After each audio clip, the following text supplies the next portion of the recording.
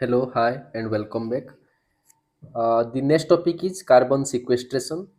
Some of the questions which have been asked in the previous year question in civil service examination 2019 and 2018. The question is in the screen. Kindly pause the video and have a look at the questions. So, carbon sequestration, as we know, sequester means sequester. The English term or English meaning of the word sequester is to set apart or to seclude. So, what we are actually setting apart? We are setting apart the carbon which is present in the atmosphere. So, it is long term storage of carbon in the terrestrial biosphere or underground or the ocean, so that the buildup of carbon dioxide concentration in the atmosphere will reduce or slow down. So we have to reduce the carbon dioxide concentration in the atmosphere. Where we have to take it or keep it, we can keep it in terrestrial biosphere as underground or the ocean. And long term storage, its long term storage means not immediately releasing it to the atmosphere. So what happens? The atmospheric CO2 concentration will reduce, and this will help in climate change mitigation. Climate change mitigation. So the importance of carbon sequestration in the current scenario is this. So we will see actually how carbon sequestration takes place in terrestrial ecosystem. So carbon sequestration means long-lived carbon pole. Long-lived means from decades to centuries. Decades to centuries, or not immediately releasing into the atmosphere. So we can sequester the carbon in living above ground biomass, means the suppose tree. Then products with a long useful life, living biomass in soil. In soil, some root are there, root exudate are also there, microorganism are there. Then recalcitrant organic or inorganic carbon in soil. For example, humus is organic. Then inorganic, suppose calcium carbonate. Here, carbon is also present. That is inorganic carbon. So soil carbon sequestration is the process of transferring CO2 from atmosphere to soil. From atmosphere to soil, we are transferring the CO2 through crop residue and other organic solid, and in a form that is not immediately re-emitted into the atmosphere. So how actually we can transfer the CO2 from atmosphere to soil? By photosynthesis. Okay. That is seclusion or segregate. Capture carbon dioxide through photosynthesis. Then incorporation. We have captured the carbon dioxide into the living biomass or the tree system. Then incorporation into soil to securely store the carbon. Okay. Then if you see here how actually it takes place. First, carbon dioxide is present in the atmosphere. Then, through photosynthesis, it comes to plant biomass. Then, from plant biomass, the carbon goes into the crop residue, root exudate, then to soil microorganism, which actually decompose the root exudates or living on the roots. Then, from that, it becomes humus. Then, humus is a stable organic matter, and in this way it is stored in the soil for decades to centuries and not re-emitted into the atmosphere, hence soil carbon sequestration. Then coming to technological option for terrestrial carbon sequestration, how we can sequester carbon in terrestrial biomass from biotic strategy or then soil use and management. In biotic strategy, we can go for afforestation, bioenergy plantation, deep rooting system like this. And in soil use and management, we can go for conservation agriculture. Because as we know in conservation agriculture, we know the 3R concept discussed in the previous lecture. Okay, so here it is reduced tillage. One concept is that from reduced tillage. So what happens when we are not disturbing the soil? The carbon present in the soil in the form of soil organic matter that is not oxidized or that does not come into the atmosphere. So the soil organic carbon remain in the soil, and that can actually help in carbon sequestration. But in conventional tillage, when the soil is disturbed, this soil organic carbon actually get oxidized or come into the atmosphere by oxidizing it in CO2. Then mulch farming, that is mulching, then manuring, fertility management, these are self-explanatory.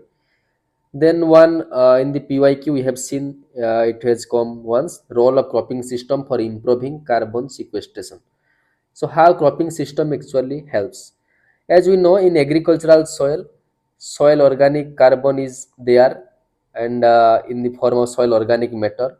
As we know, in organic matter around 58% is organic carbon.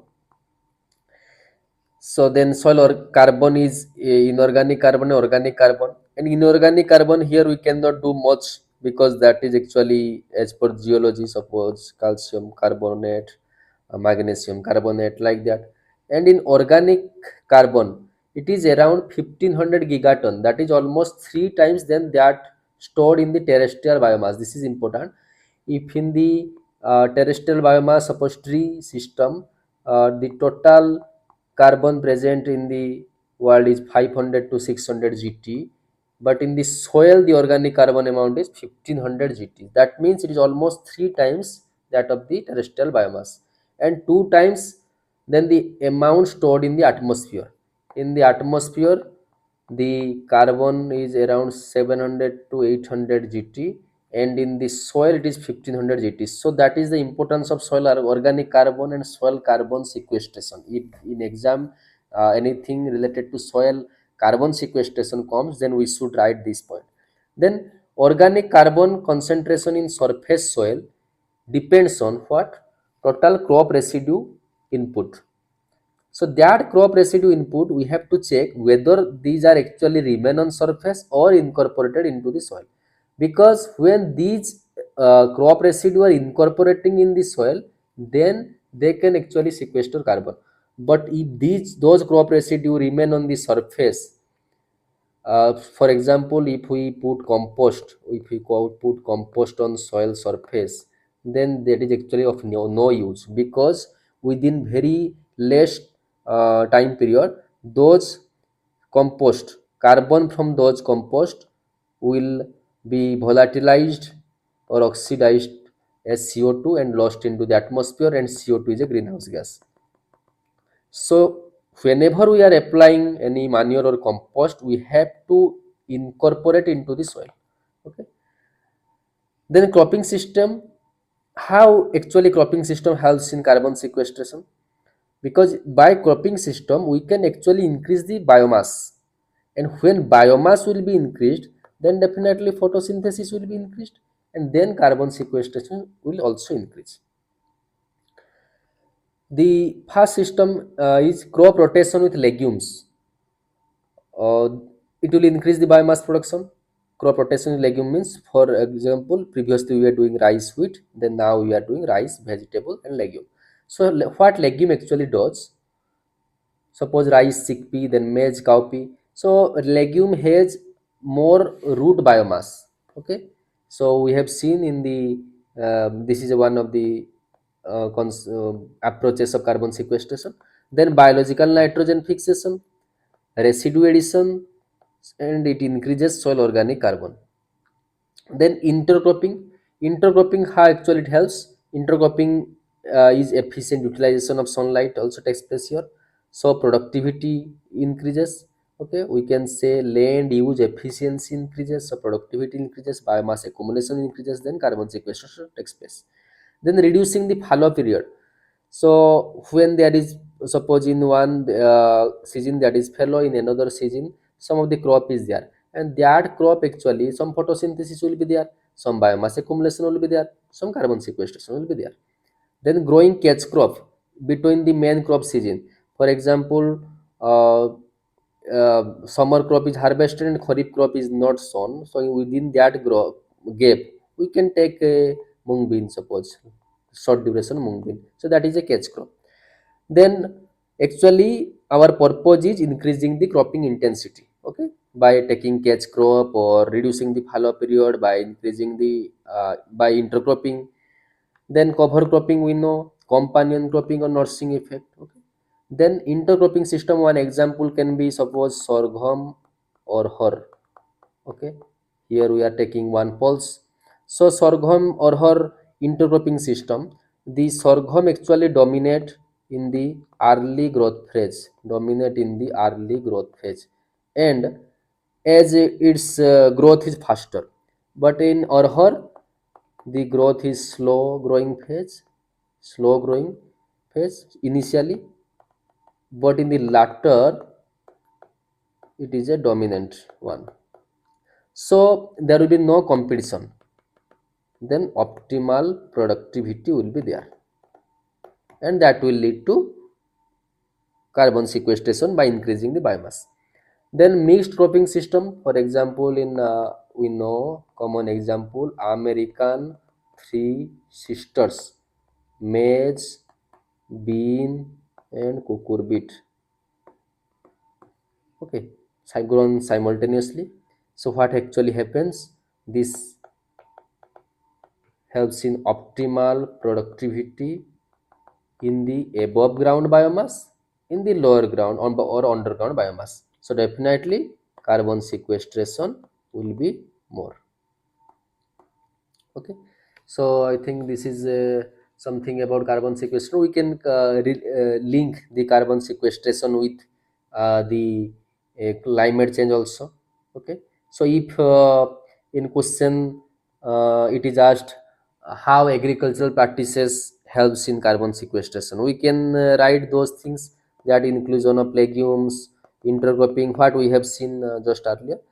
We can add these things also: conservation agriculture, organic farming, agroforestry.